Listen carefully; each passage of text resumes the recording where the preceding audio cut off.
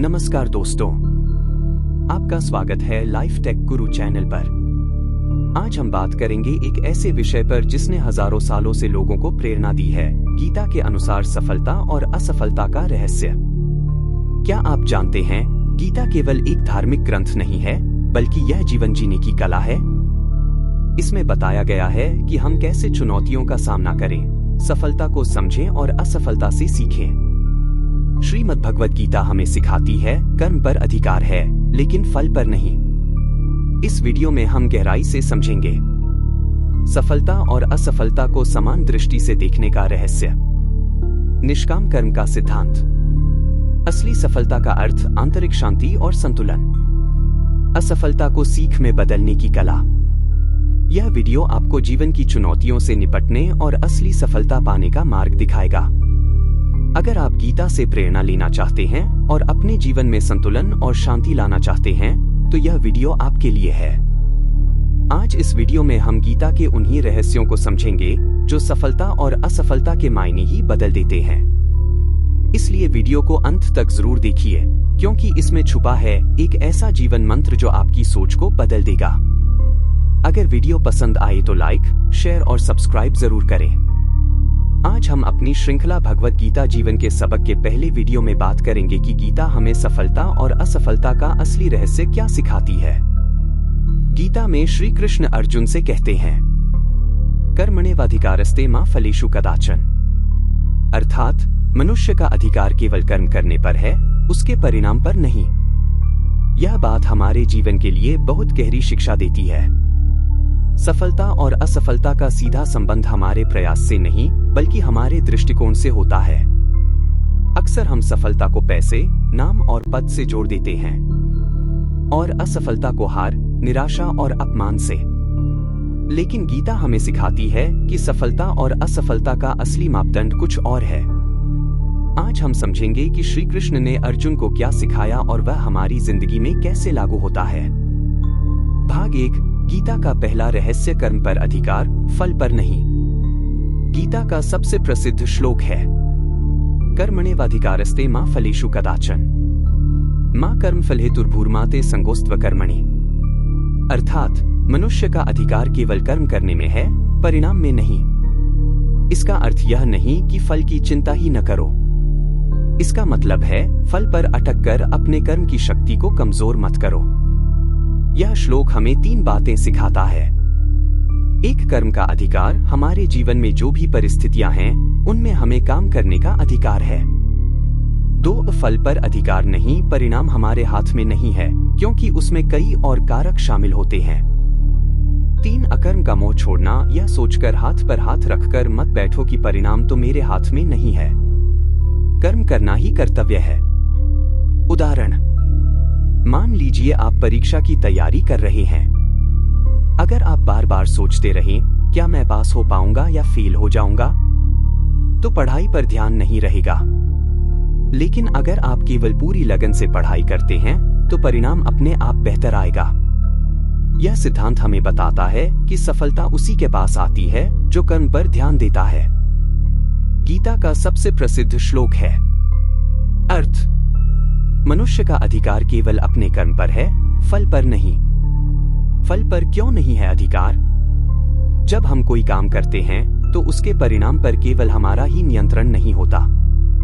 हमारे प्रयास, परिस्थितियां, समय, दूसरों के प्रयास और कभी-कभी किस्मत या दैवीय योजना, इन सब का योगदान होता है। इसलिए अगर हम केवल परिणाम पर टिके रहेंगे, तो हमें निराशा ही मिलेगी। जीवन से उदाहरण, एक परीक्षा की तैयारी। एक छात्र पूरी मेहनत से पढ़ाई करता है, लेकिन परीक्षा के दिन अचानक बीमार पड़ जाए तो परिणाम प्रभावित हो सकता है। यहां पढ़ाई करना उसके अधिकार में था, पर बीमारी और परिणाम उसके अधिकार में नहीं था। 2, खेती का उदाहरण। किसान खेत में बीज बोता है, सिंचाई करता है, खाद डालता है। यह उसका कर्म है। लेकिन बारिश होगी या नहीं, मौसम कैसा रहेगा, यह उसके हाथ में नहीं है। इसलिए वह केवल अपनी मेहनत करता है और फल को प्रकृति पर छोड़ देता है। 3, नौकरी या व्यवसाय।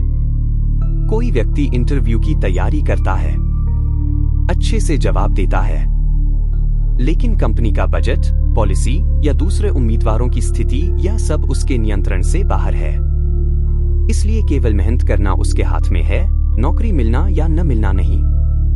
मनोवैज्ञानिक दृष्टि से फल पर ध्यान लगाने से 3 बड़ी समस्याएं पैदा होती हैं। 1 तनाव, लगातार यह सोचते रहना कि परिणाम क्या होगा। 2 डर, अगर असफल हुआ तो क्या होगा। 3 ध्यान भटकना, पढ़ाई या काम पर ध्यान देने के बजाय बार बार नतीजे के बारे में सोचना। लेकिन जब इंसान केवल अपने कर्म पर ध्यान देता है तो उसका मन शांत होता है, और शांत मन ही उसे सर्वोत्तम परिणाम दिलाता है। आधुनिक दृष्टिकोण। आज की मैनेजमेंट बुक्स भी यही कहती हैं। Focus on process, not only on results. Success is a by product of consistent efforts. इसका मूल आधार गीता का यही श्लोक है। प्रेरणादायक उदाहरण। महात्मा गांधी ने भारत की आजादी के लिए आंदोलन चलाया। उन्होंने कभी यह नहीं सोचा कि परिणाम कब आएगा। उनका कहना था, मेरा काम है सत्य और अहिंसा के मार्ग पर डटे रहना। आजादी कब और कैसे मिलेगी यह ईश्वर पर छोड़ दो। और अंततः वही हुआ। निष्कर्ष। पहला रहस्य, गीता हमें यह सिखाती है कि कर्म करना ही हमारा धर्म है। परिणाम की चिंता हमें कमजोर बनाती है। जो व्यक्ति कर्म पर ध्यान देता है वही अंततः सफलता पाता है। भाग 2, असफलता का महत्व। असफलता ही सफलता की सीढ़ी। गीता कहती है, सफलता और असफलता को समान दृष्टि से देखो, क्योंकि असफलता कोई अंत नहीं बल्कि एक संकेत है कि हमें दिशा बदलनी है या और मेहनत करनी है। उदाहरण, थॉमस एडिसन ने बल्ब का आविष्कार करने से पहले हजारों बार असफलता का सामना किया, लेकिन हर असफल प्रयास ने उन्हें यह सिखाया कि कौन सा तरीका काम नहीं करता। गीता यही सिखाती है, असफलता में हताश होने के बजाय उसे सीख में बदलो। भगवत गीता हमें सिखाती है कि सफलता और असफलता दोनों जीवन का हिस्सा हैं। श्री कृष्ण अर्जुन से कहते हैं, सुख दुखे समे कृत्वा लाभालाभौ जया जयो ततो युद्धाय युज्यस्व नैवं पापं वाप्स्यसि। अर्थ, सुख और दुख, लाभ और हानि, जय और पराजय, इन सभी को समान समझकर अपना कर्तव्य करो। ऐसा करने से तुम पाप से मुक्त रहोगे। असफलता क्यों जरूरी है? एक सीखने का सबसे बड़ा साधन असफलता हमें यह बताती है कि कहाँ कमी है और अगली बार क्या सुधार करना है। 2 अहंकार तोड़ती है। लगातार सफलता मिलने से अहंकार आ सकता है, लेकिन असफलता हमें विनम्र और धरातल से जुड़े रहने की शिक्षा देती है। 3 सहनशक्ति बढ़ाती है। असफलता हमें मानसिक रूप से मजबूत बनाती है ताकि बड़े लक्ष्यों की ओर आगे बढ़ सके। 4 नए अवसर दिखाती है। कभी कभी असफलता हमें यह दिखाती है कि जिस रास्ते पर हम चल रहे हैं वह सही नहीं है और हमें कोई नया मार्ग अपनाना चाहिए। वास्तविक उदाहरण।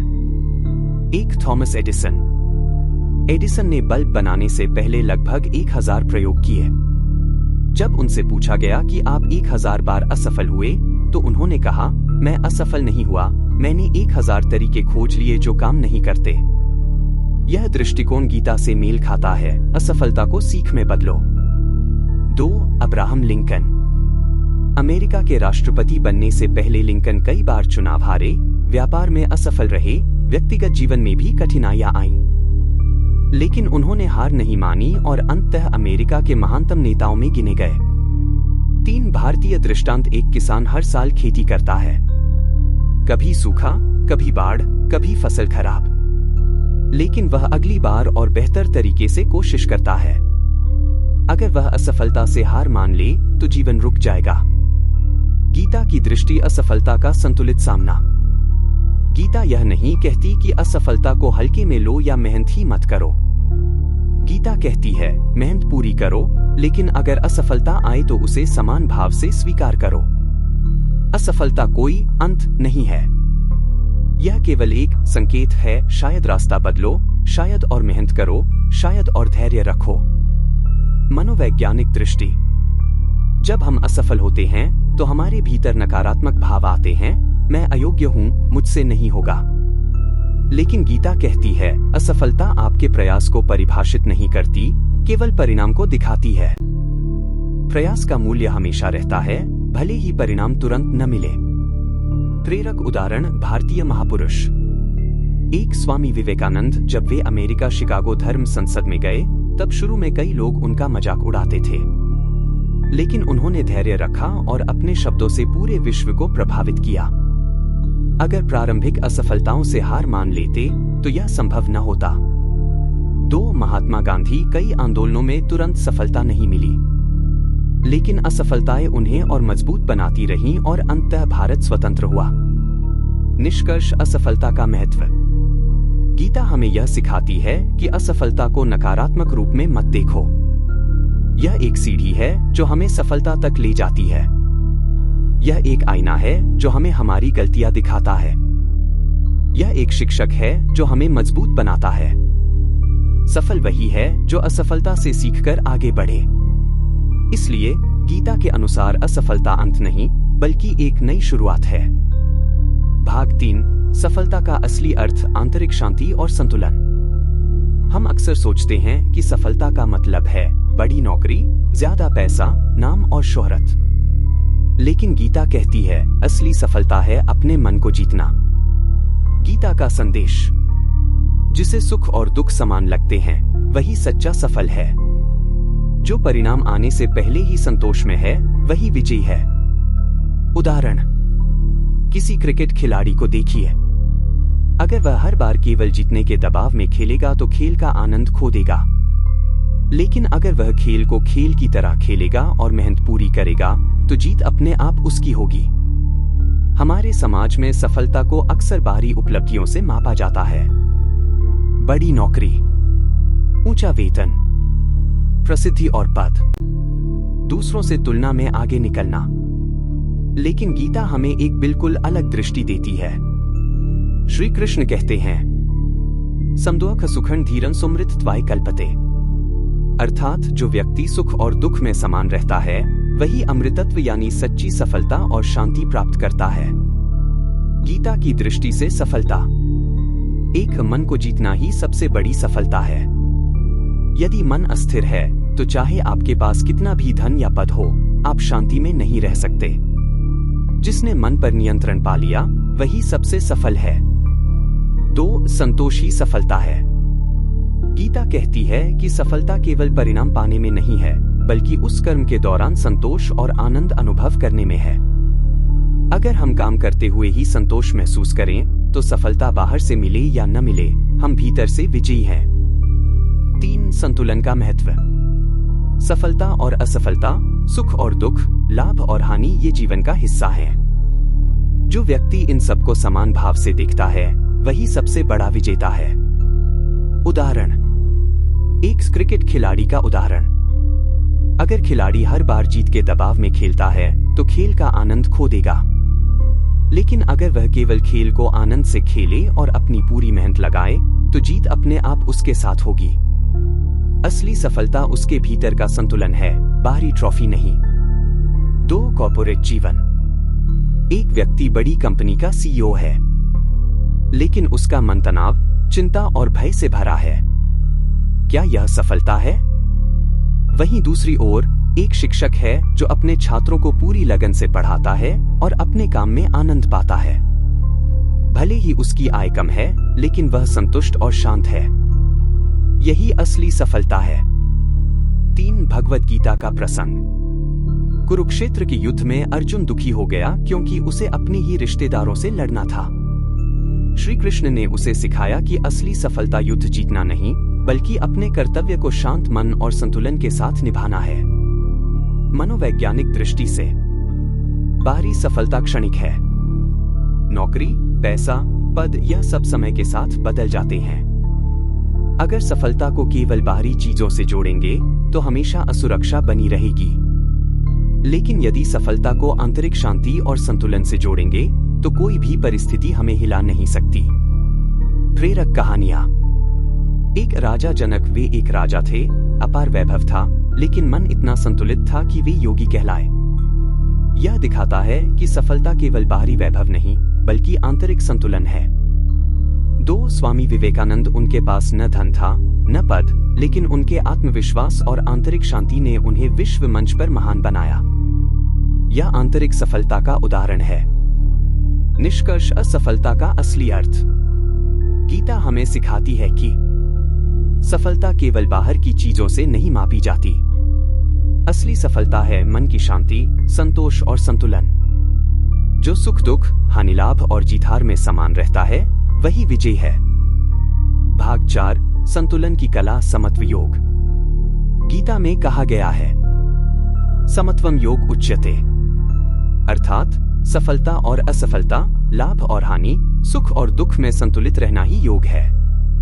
यही वह बिंदु है जहां से असली शांति आती है। यदि आप सफलता पर ज्यादा गर्व करते हैं, तो असफलता आपको तोड़ देगी। लेकिन अगर आप संतुलन में रहेंगे, तो जीवन के हर उतार चढ़ाव का सामना कर सकेंगे। उदाहरण, मान लीजिए आपका प्रमोशन नहीं हुआ। 2 रास्ते हैं। 1, निराश होकर छोड़ देना। 2, शांत रहकर यह सोचना कि अगली बार मैं और बेहतर करूंगा। दूसरा रास्ता ही गीता का मार्ग है। भगवत गीता का एक अत्यंत महत्वपूर्ण सिद्धांत है, समत्वम योग उच्यते, अर्थात समत्व यानी संतुलन बनाए रखना ही योग है। यह संतुलन किसमें है?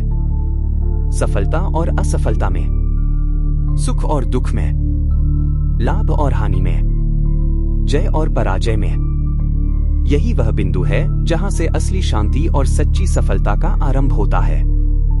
संतुलन क्यों जरूरी है?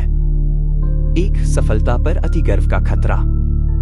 यदि हमें सफलता मिलती है और हम अहंकार में डूब जाते हैं, तो असफलता आने पर हम टूट जाते हैं। गीता कहती है, सफलता पर भी संयम रखो। 2, असफलता पर निराशा का खतरा। असफलता आने पर यदि हम निराश होकर बैठ जाए, तो जीवन में प्रगति रुक जाती है। संतुलित व्यक्ति असफलता को एक सीख मानता है, हार नहीं। 3, मन की स्थिरता। जीवन हमेशा उतार चढ़ाव से भरा रहेगा। संतुलन ही वह शक्ति है जो हमें इन परिस्थितियों से पार ले जाती है। गीता की शिक्षा। श्री कृष्ण अर्जुन से कहते हैं, योगस्थ कुरु कर्माणि संगं त्यक्त्वा धनंजय, सिद्ध सिद्ध्योः समो भूत्वा समत्वम योग उच्यते। गीता 2.48। अर्थ, हे अर्जुन, योग में स्थित होकर कर्म करो। आसक्ति को त्याग कर सफलता और असफलता में समान रहते हुए कार्य करना ही योग कहलाता है। उदाहरण, 1, प्रमोशन का उदाहरण। मान लीजिए आपका प्रमोशन नहीं हुआ। आपके पास 2 विकल्प हैं। 1, निराश होकर हार मान लेना। 2, शांत रहकर सोचना कि अगली बार और मेहनत करनी है। दूसरा विकल्प गीता का मार्ग है, संतुलन। 2, व्यापार में हानि। एक व्यापारी को घाटा होता है। अगर वह घबराकर व्यापार छोड़ देता है, तो आगे का अवसर खो देता है। लेकिन अगर वह संतुलन से सोचता है कि यह अनुभव मुझे और बेहतर बनाएगा, तो वह आगे सफलता प्राप्त कर सकता है। 3, सुख दुख का संतुलन। मान लीजिए जीवन में कोई बड़ी उपलब्धि मिलती है। गीता कहती है, उस पर अति उल्लास मत करो। और यदि कोई कठिनाई आती है, तो अति दुख में मत डूबो। यह संतुलन ही आंतरिक योग है। मनोवैज्ञानिक दृष्टि से, जब हम केवल बाहरी घटनाओं से प्रभावित होते हैं, तो हमारा मन हमेशा अस्थिर रहता है। लेकिन यदि हम संतुलन का अभ्यास करें, तो परिस्थितियां बदलने पर भी हमारा मन स्थिर और शांत रहेगा। यही मनोवैज्ञानिक स्थिरता हमें मानसिक शांति और दीर्घकालीन सफलता देती है। प्रेरक कहानियां। 1, भगवान राम। वनवास में दुख मिला, लेकिन संतुलन नहीं खोया। अयोध्या वापसी पर राज तिलक मिला, लेकिन गर्व नहीं किया। यह समत्व योग का सर्वोत्तम उदाहरण है। 2, अर्जुन और युद्ध। अर्जुन शुरुआत में मोह और दुख में डूब गया। श्री कृष्ण ने उसे समत्व योग सिखाया, जीत हो या हार, सुख हो या दुख, तेरा कर्तव्य है धर्म के लिए युद्ध करना। निष्कर्ष, संतुलन की कला। जीवन में उतार चढ़ाव निश्चित हैं। गीता हमें सिखाती है कि सफलता पर गर्व मत करो, असफलता पर निराश मत हो, सुख दुख को समान भाव से स्वीकारो। यही संतुलन हमें आंतरिक शक्ति और सच्ची सफलता देता है। भाग 5 निष्काम कर्म का सिद्धांत गीता का सर्वोच्च संदेश। गीता हमें निष्काम कर्म का मार्ग दिखाती है। इसका मतलब है कर्म करो लेकिन स्वार्थ से नहीं, सेवा भाव से। जब हम केवल अपने स्वार्थ के लिए काम करते हैं तो नतीजों से बंध जाते हैं, लेकिन जब हम कर्तव्य की भावना से काम करते हैं तो हमें आंतरिक शांति मिलती है। उदाहरण, शिक्षक पढ़ाते हैं। अगर उनका उद्देश्य केवल तनख्वाह है तो संतोष कम मिलेगा, लेकिन अगर वे बच्चों को सही शिक्षा देने के लिए पढ़ाते हैं तो असली तृप्ति होगी। यही सफलता है। एक गीता का मूल श्लोक सार। गीता में श्री कृष्ण अर्जुन से कहते हैं, नियतं कुरु कर्म त्वं कर्म ज्यायो ह्यकर्मणः। अर्थात तुम्हारा कर्तव्य है कि तुम कर्म करो, क्योंकि कर्म न करना जीवन में विकल्प ही नहीं है। लेकिन गीता आगे यह भी बताती है कि कर्म निष्काम होना चाहिए, यानी कर्म में लगन हो परंतु उसके पीछे कोई लालच, स्वार्थ या अपेक्षा न हो। 2 निष्काम कर्म का अर्थ। निष्काम का मतलब है बिना स्वार्थ के। यह त्याग नहीं है बल्कि शुद्ध कर्तव्य भावना से कर्म करना है। सफलता और असफलता का हिसाब लगाए बिना कर्म करना ही निष्काम कर्म है। 3 निष्काम कर्म और स्वार्थी कर्म का अंतर। स्वार्थी कर्म केवल अपनी इच्छाओं और लाभ के लिए किया गया कर्म, जैसे सिर्फ पैसे कमाने या शोहरत पाने के लिए काम करना। निष्काम कर्म दूसरों के हित, समाज और कर्तव्य के लिए किया गया कर्म, जैसे सेवा करना, ईमानदारी से अपना काम निभाना। 4 उदाहरण शिक्षक का जीवन। जैसा आपने पहले बताया, एक शिक्षक यदि सिर्फ तनख्वाह के लिए पढ़ाता है तो उसका मन कभी पूरी तरह संतुष्ट नहीं होगा। लेकिन वही शिक्षक यदि बच्चों को आगे बढ़ते देखकर गर्व महसूस करता है और शिक्षा को अपना कर्तव्य मानता है तो उसे असली तृप्ति मिलेगी। यही निष्काम कर्म है। 5 दूसरा उदाहरण डॉक्टर का दृष्टिकोण। अगर कोई डॉक्टर केवल पैसों के लिए मरीज देखता है तो वह कभी संतोष और शांति नहीं पा सकता।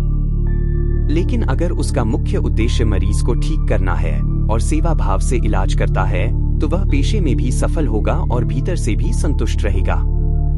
6 निष्काम कर्म और सफलता का संबंध। गीता कहती है, अगर आप स्वार्थ छोड़कर कर्म करते हैं तो मन पर तनाव और दबाव नहीं रहेगा। आपका ध्यान केवल काम की गुणवत्ता पर होगा, परिणाम अपने आप श्रेष्ठ होंगे। यही मानसिक शांति और संतुलन आपको असली सफलता तक ले जाएंगे। 7 आधुनिक जीवन में प्रयोग। आज की दौड़ती भागती जिंदगी में लोग हर काम के पीछे नतीजे चाहते हैं। नौकरी में प्रमोशन, बिजनेस में मुनाफा, रिश्तों में बदले में प्यार। लेकिन गीता हमें याद दिलाती है, जब तक हम कर्म को केवल स्वार्थ से जोड़ते रहेंगे, तनाव और असंतोष बना रहेगा। अगर हम अपने काम को सेवा, कर्तव्य और योगदान की भावना से करेंगे तो जीवन में आत्मिक शांति, सम्मान और सच्ची सफलता खुद ब खुद आएगी। 8 निष्काम कर्म का अभ्यास कैसे करें। एक काम को पूजा माने, हर कार्य को ईश्वर अर्पण की तरह करें। 2 परिणाम की चिंता छोड़े, फल की उम्मीद से ज्यादा कर्म की गुणवत्ता पर ध्यान दें। 3 सेवा भाव रखें, अपने कर्म से दूसरों का भी भला कैसे हो सकता है यह सोचें। 4 आभार प्रकट करें, जो अवसर मिला है काम करने का उसके लिए कृतज्ञ रहें। निष्कर्ष, निष्काम कर्म हमें यह सिखाता है कि सफलता केवल उपलब्धियों से नहीं बल्कि कर्तव्य निभाने और भीतर संतोष पाने से मिलती है। गीता का यही संदेश है, फल की चिंता मत करो, कर्म को ही पूजा बना लो। भाग 6 जीवन में गीता का अनुप्रयोग। अपने काम को पूजा समझकर करो। असफलता को सीख मानो, हार नहीं। सफलता पर गर्व मत करो, उसे सेवा में लगाओ। मन को संतुलन में रखो, यही असली योग है। भाग 6 जीवन में गीता का अनुप्रयोग। गीता सिर्फ युद्ध भूमि की बात नहीं करती, बल्कि यह जीवन के हर क्षेत्र के लिए मार्गदर्शन देती है। अगर हम इसके सिद्धांतों को रोजमर्रा की जिंदगी में अपनाएं तो तनाव, असफलता और भ्रम से मुक्त होकर संतुलित और सफल जीवन जी सकते हैं। अपने काम को पूजा समझकर करो। गीता का सबसे बड़ा संदेश यही है, हर काम को ईश्वर अर्पण मानकर करो।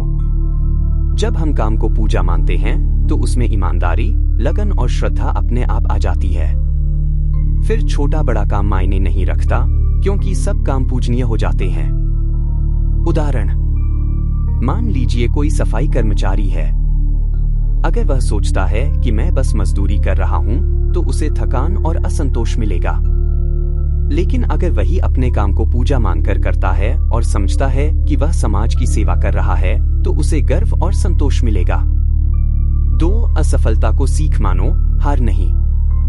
गीता कहती है, सफलता और असफलता दोनों जीवन का हिस्सा है। असफलता का मतलब है कि हमें एक नया रास्ता तलाशना है। हर असफलता हमें कुछ सिखाकर आगे बढ़ने की ताकत देती है। उदाहरण, एपीजे अब्दुल कलाम ने जीवन में कई असफलताएं झेली। उनका सपना था फाइटर पायलट बनना, लेकिन वे सिलेक्ट नहीं हो पाए। अगर वे हार मान लेते तो शायद भारत को मिसाइल मैन और इतना महान राष्ट्रपति कभी न मिलता।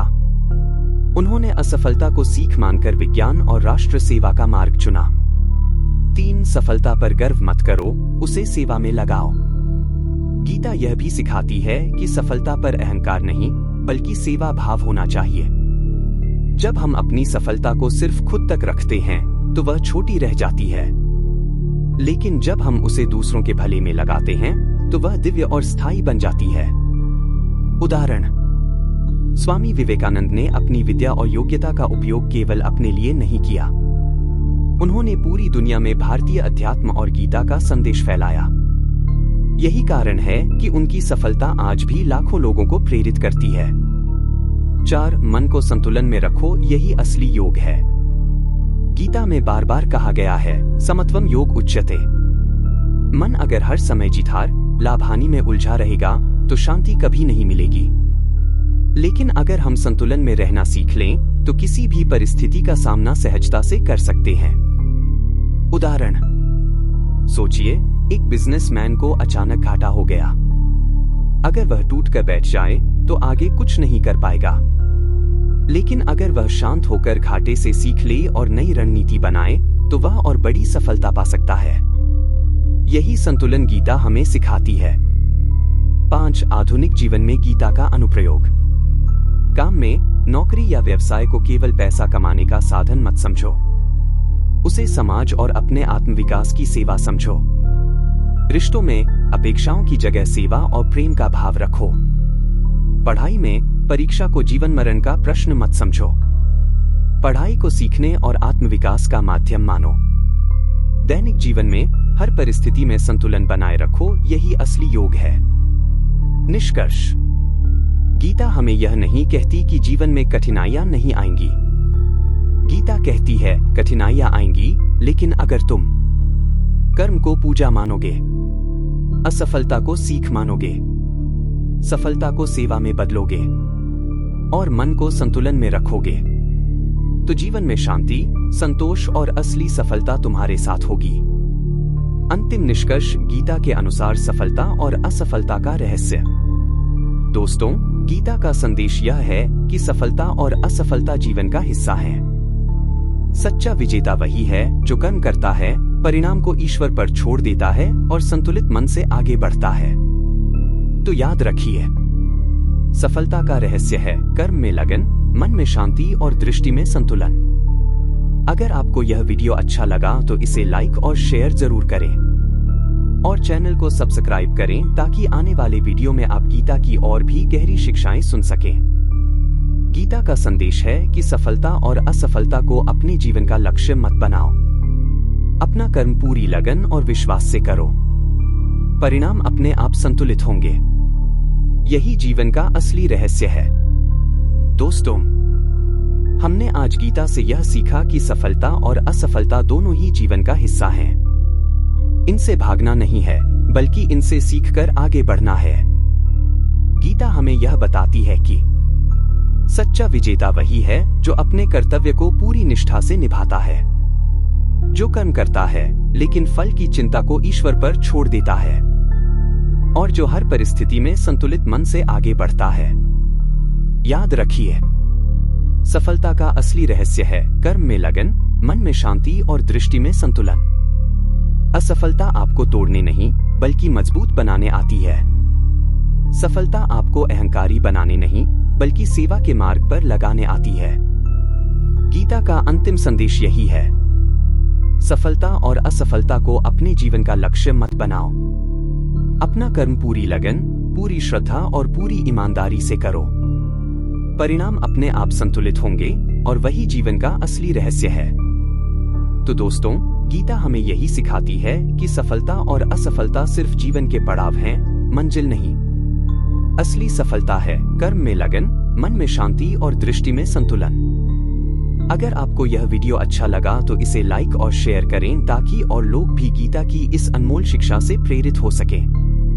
नीचे कमेंट में जरूर लिखिए आपके लिए सफलता का असली मतलब क्या है। हमें आपकी सोच जानकर खुशी होगी। और हाँ, चैनल को सब्सक्राइब करना मत भूलिएगा, क्योंकि आने वाले वीडियो में हम गीता की और भी गहरी शिक्षाओं को सरल भाषा में समझेंगे।